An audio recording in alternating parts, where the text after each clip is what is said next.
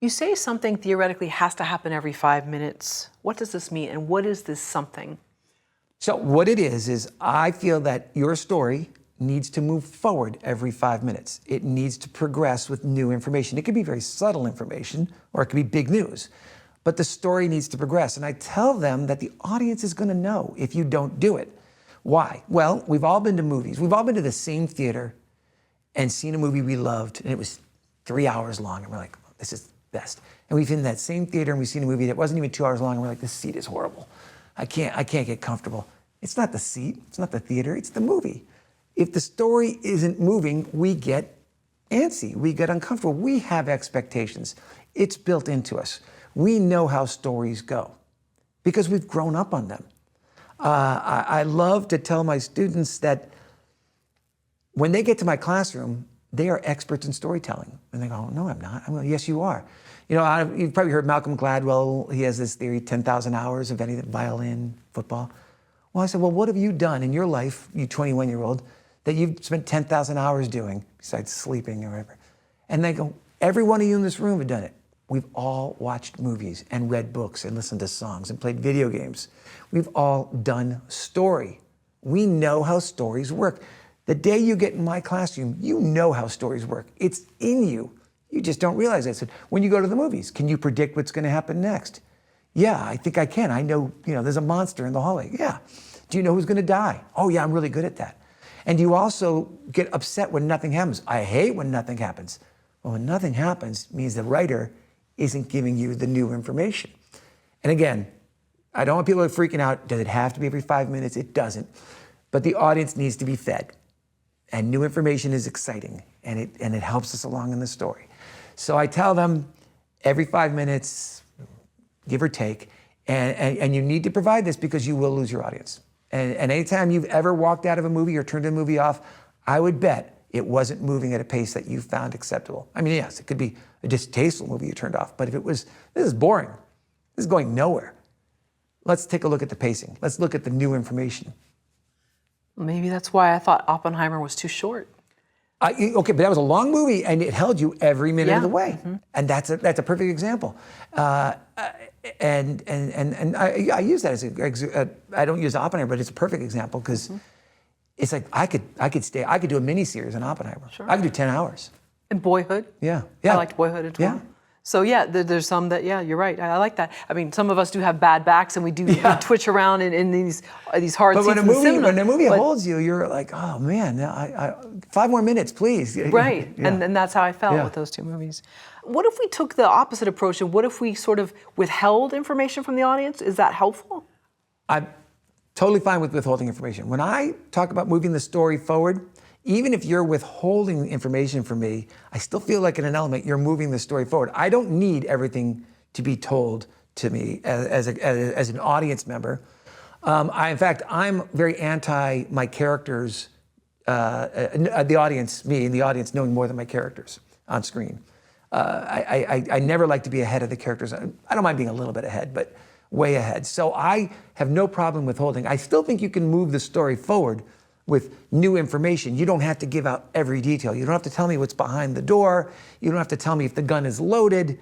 That might be more information than I need, but you still have to provide me with something to keep me in the moment. So tease me, that's fine, that keeps me in the moment, but you better pay that off too later down the line. And then in terms of pacing, have you seen where something actually was going too fast that you wrote? Yes, so pacing, it is about trying to keep it at that happy medium. I will say animated films, they don't come in at 120 pages, they come in at 90, 85 pages. So in there, I ask if you're doing animation, I tell you, I encourage you to adjust down a little, pick up the speed between plot points. That's a younger audience, they still want their new information. We just have to move with a little bit of speed.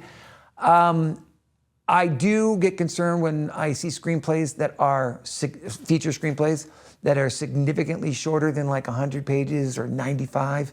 If you start to come in under 95, I'm a little nervous that your story is moving way too fast, and probably you're flying through the second act. Second act is the hardest act. It's an hour, complications, confrontations, right? That's what the whole second hour or the middle hour of a movie is. And people get bored of writing it, and so they want to move fast, or they want to get to the exciting, the finale. You can move too fast. You can make your movie move too fast, and then I think you're kind of just cheating the audience. But let's say like a Bourne series, one of the Jason Bourne movies. Yeah. It's a fast movie, fast cuts, fast editing. Yeah, it is fast moving. So are most of the films I like to write, the action screenplays. I mean, I'm all about, action is adrenaline pumping. Keep it moving, boom, boom, boom, boom, boom. But it just means to me, you're going to deliver more confrontations and more complications. Jason Bourne, every time he turns a corner, is met with another person trying to kill him or stop him, and that's kind of the fun of that ride. It's a thrill ride, and you're going to just, it's going to be another roller coaster dip right after the first one. If you have 7 magnificent beats, does it really matter what the other 17 are? Can they be anything? They can't be anything. They need to be very compelling. Each beat has to move the story forward. And so they can't just be anything. They really need to take the character forward. They need to add new information. They need to tell the audience, new information, write it down, catalog it, put it in your brain. This is important. I will say they can be a little more subtle than the other 7 that I mentioned. They could be a little bit more, that was you just kind of snuck that in there. But I do find that they're very important to do. And again, that's why I spend so much time building this architecture, this structure, before I write. I want to make sure that every beat is, that without it, the story would really stall. And so I find it very important. Now, I will say that a lot of times people come to me and say, I just can't really, my 14 is just so lame. Let's start writing. Let's not, the danger with the system is people will sit there and say, I need another week to do 24, I need to keep plotting. I'm not there. My 14 is bad. My 17 is horrible. No, time to start writing. You're going to discover the answer to 14 somewhere around, the first act. So ultimately, no, they don't have to be as awesome as your 7, but they've got to be strong enough for you to be happy to start writing. Right, because maybe that would explain so many films that they start out great and then the second half, it just falls short and you can't understand exactly why at first. Is that because we're not moving it forward? Maybe in the beginning we did it every 5 minutes or so? That is entirely possible. I'll give you a couple of theories why I think some films fall flat. I think the original writer knew what he or she was doing. I think the problem in Hollywood is the rewriter. As you look at almost every movie in Hollywood, it's been rewritten, multiple writers, even ones who aren't credited on the film. When the studios get into the rewriting system, there are 2 or 3 things that happen. One is the new writer tries to write the old writer out of the script. It's a dominance thing. It's basically, it's a residual thing. So there's money on the line. And then also when the studio starts to develop the story, they start to misunderstand why these beats were put in the first place. A lot of times when you're watching a story and it starts to fall apart in the second and third act, that's a case of being overdeveloped. It's a case, I won't necessarily blame the writer. I'll start by blaming the development executives, the studios, who said, put this in, add in a girl, get the daughter kidnapped, And so you start adding in these complications that the original writer never had in there. You then start building in scenes, and a lot of times I see this happen. The original writer put in a really cool setup, and then later on in the film, the payoff has been removed because we had to put a different scene in. So you go, hey, whatever happened to the gun he put under the bed? Why did we have the whole scene of him putting a gun under the bed? Well, originally, he pulled it out in the third act and he saved the day, but now that scene's gone. So overdevelopment of stories is what I see as really destructive. I suffered that in the movie S.W.A.T. We wrote the action-packed S.W.A.T. movie, and it was intense and fast-paced and, man, heart-racing the whole time. It was funny. It leaked out online, and there was a guy online who just said it was the greatest action spec script ever. A guy named Harry Knowles who had a website that was popular. Mm-hmm. Yeah, Ain't It Cool News. Ain't It Cool News, that. And he went on to say it was the greatest action spec script, and we were like really honored. And actually, Harry plays a role in that script. So we, because originally we wrote the script, and then we got replaced, and they went with other writers who made it kind of boring. And Harry Knowles went on the internet and said, what Columbia's done is a crime. They've taken the greatest action script ever written and they destroyed it. And we got a phone call from the studio that day. And they invited us in for a meeting. And they said, have you read the script? We go, yeah, we kind of did. And they rehired us that day. So Harry Knowles got me rehired on my own script. And we took it back up to the high-pitched action. But that script ultimately was rewritten by after we did our last draft. And what happened was the structure was removed. And this is a perfect example. The premise of the movie S.W.A.T was so simple. And when we plot pointed that one out, it was like, it just exploded off the page. And the premise was this: the world's worst bad guy is caught by complete accident. He's on an airplane that gets hijacked to California. And when the SWAT team goes in to rescue everybody, they do, and they pull him off, and turns out he's the most wanted criminal in the world. So when the cops parade him in front of the cameras, he looks at the camera and says, I'll give $100 million to anyone who will get me out of prison and get me out of LA.